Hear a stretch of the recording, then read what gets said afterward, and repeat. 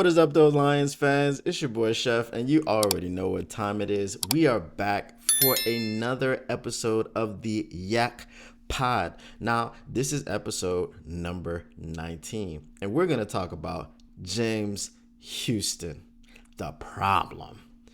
Let's go ahead and get started. Now, the reason for this episode is that I've noticed that there is a very small percentage of the Detroit Lions fan base who just not a fan of James Houston.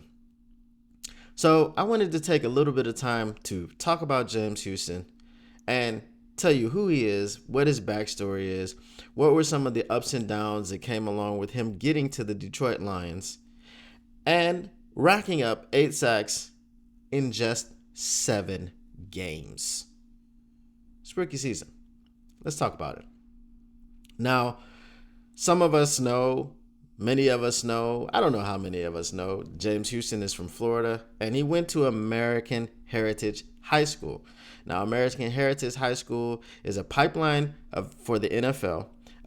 They are coached by Patrick Surtain, and I think we're all familiar with Patrick Surtain II, his son, the all-pro corner for the Denver Broncos, a person who some would like to trade 2 firsts to get him on the roster. I don't know about 2 firsts, but, I'm in favor of getting him on the roster if we could. But the Denver Broncos made it very clear that he is not available. Anyway, James Houston was on the championship team, but he had torn his ACL his senior year and wasn't able to play. He had committed to the University of Florida, where he went and got into a little bit of trouble off the field, being involved in a credit card fraud type of situation. They went 4-7 that year, and then everybody got fired. And then there was a new coaching staff that came in, headed by Dan Mullen. And as James Houston says, they didn't like him from day one. They were very disrespectful in the way that they treated him, all these different things. It was just a very, very toxic environment. So he spent most of the next 3 years just kind of mired in the muck and, trying to get over the coach's distaste for him. I identify with that because I had a similar situation in the second high school that I went to. I went to 2 different high schools. The first high school I went to, the coaching staff loved me. The second high school I went to, the coaching staff loved me, but my OC hated me because I was better than his favorite player. But that's neither here nor there. So I understand. I identify with James Houston in a way. I understand exactly what he was going through. So he really couldn't crack the depth chart. He played some games. He would average like 30-something tackles, throughout his career at Florida. Tackles for losses, a few sacks here and there. Nothing too major. We had to fast forward to the bowl game when Florida got beat 55-20 by the Oklahoma Sooners.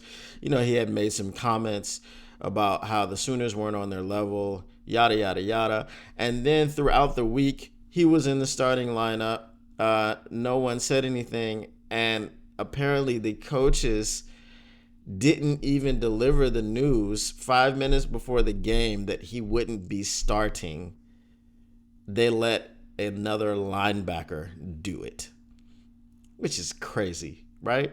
Why would you do that? As a coach, you've been so toxic and so disrespectful and F this and F that and F you and, just derogatory, but you couldn't even man up and tell a player that he wasn't starting? That's crazy to me. But anyway, he finally got in the game, and then he forced a fumble, and then he went back to the bench.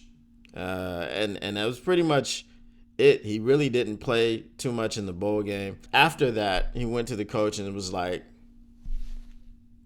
deuces, bro. I'm gone. I'm going to finish up my classes. He got his degree from Florida in education, and then he transferred to Jackson State. And I don't know if we all know that story, but he went to Jackson State. Coach Prime, Deion Sanders, was like, bro, you're a defensive end.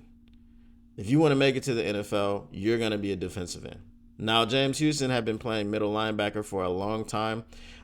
His father played middle linebacker. His father taught him everything that he knew. His father played, what was he, two-time All-American at Missouri State.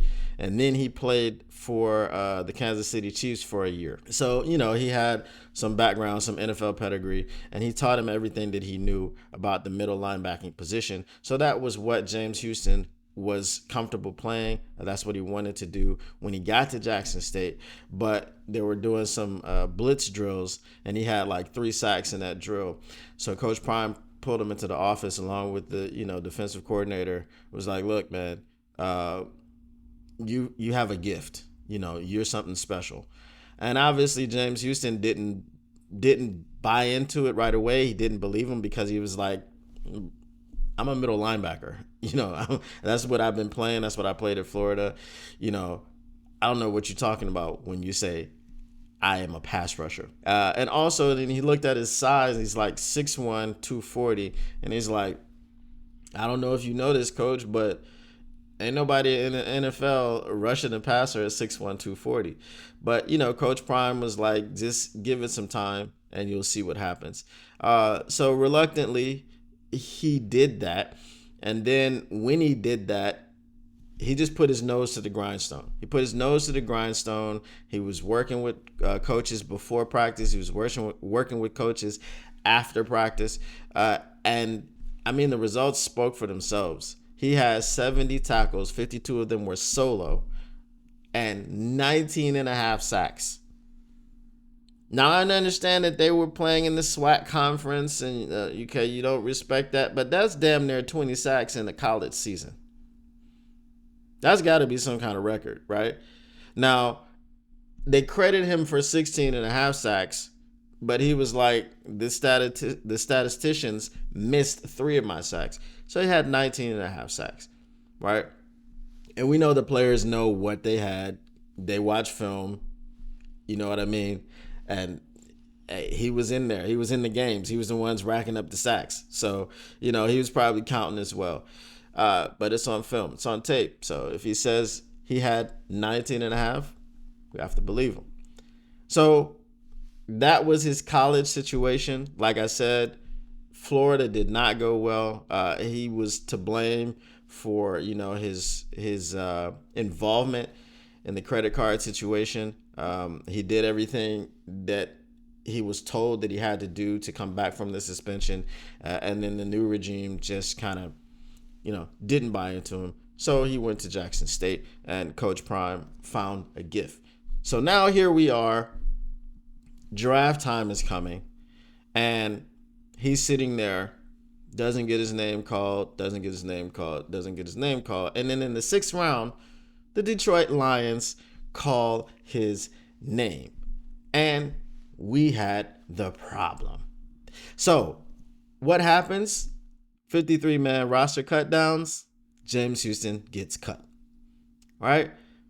But he gets cut, and then he gets brought back to the practice squad. Now, the practice squad, as he called it, was a robotic situation. It wasn't fulfilling. He didn't really get to do what he wanted to do. He didn't really get to showcase himself and his talents because he was a practice squad player, and his job was to get the other players ready for the game. So he's impersonating this DN and this DN, and he's trying to give, Taylor Decker a look, blah, blah, blah, blah, blah. And that's his job. He can't really get off. So basically, he was only able to really kind of showcase himself once a week when the Lions were in pads. And he went up against Taylor Decker a lot. And Taylor Decker was like, this dude is a problem. And he kept telling Coach Campbell, this dude is a problem. This dude's success that he had, it wasn't a fluke.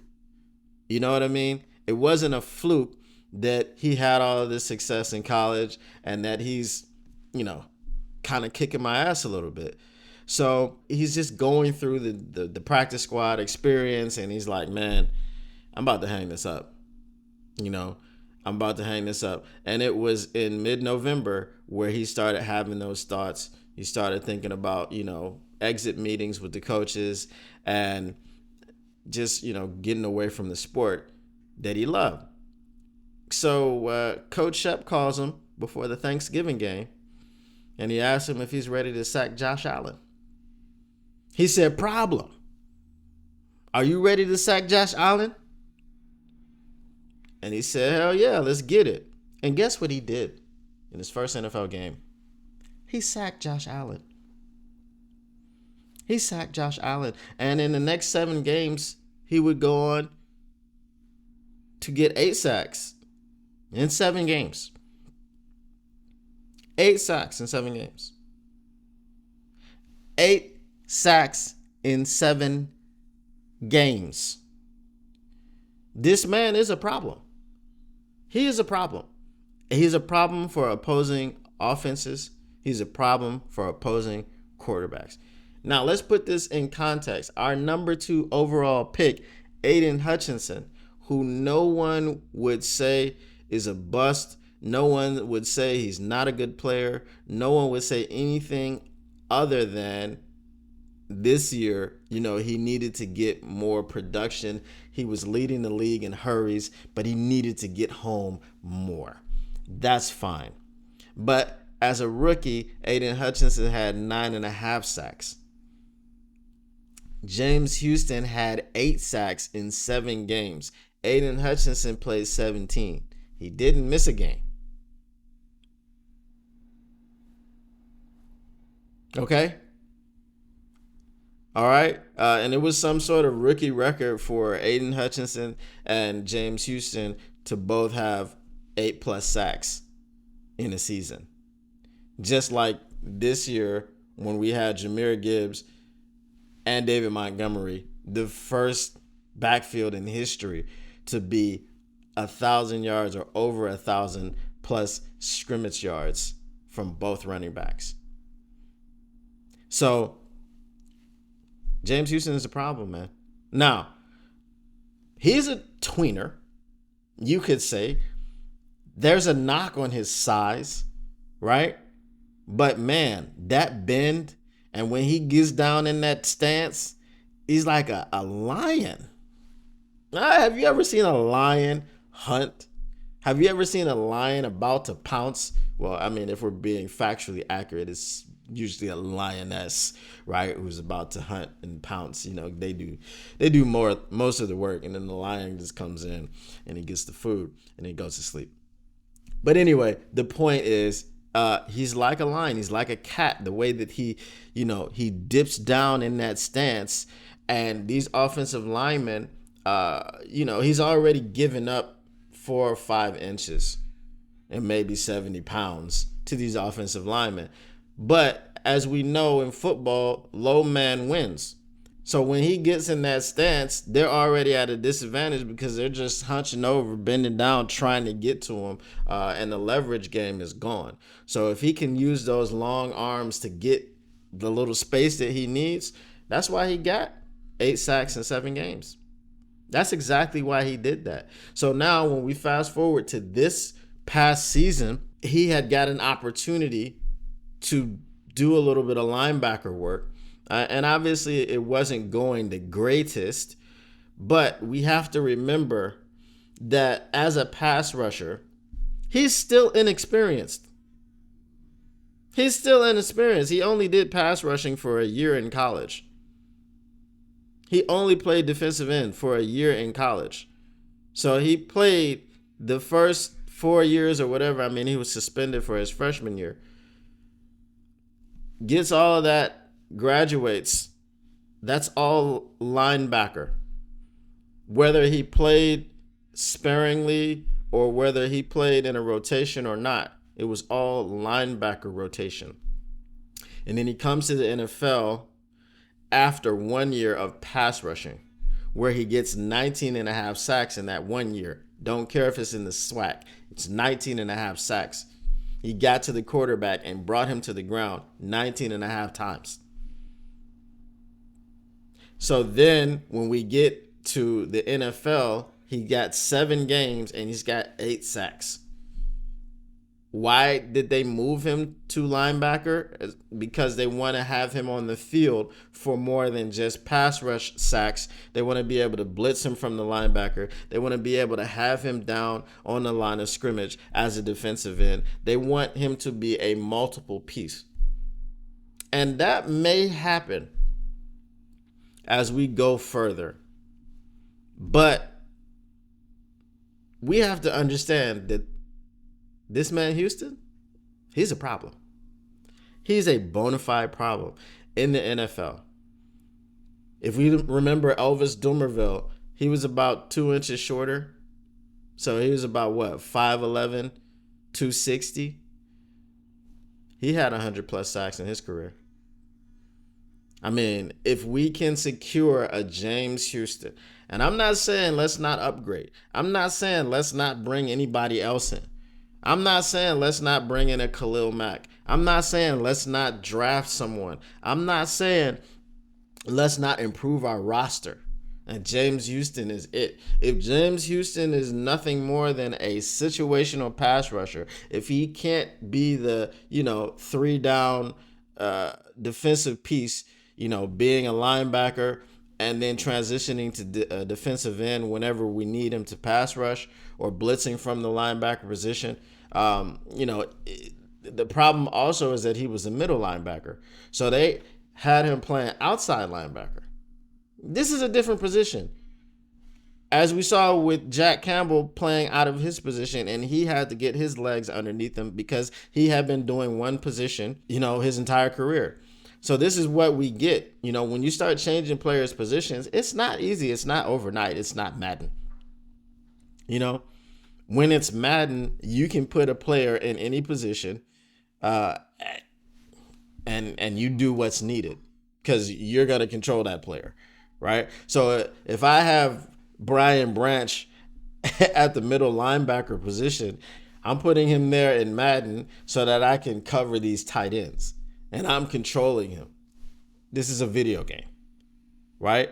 But in the actual NFL in real life, it's not that easy to just switch positions.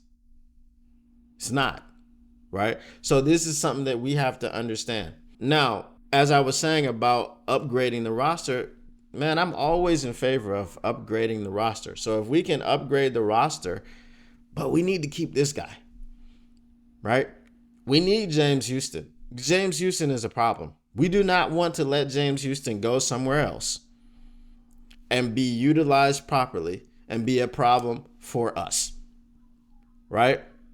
We do not want him to be angry and feel like, he was unjustly released or whatever, or the Lions didn't want him, blah, blah, blah, blah. And then he goes to the Packers or he goes to the Bears or he goes to the Vikings and he's got a 2-3 sack game every time he plays us. I don't want that problem. I want the problem to be on our roster.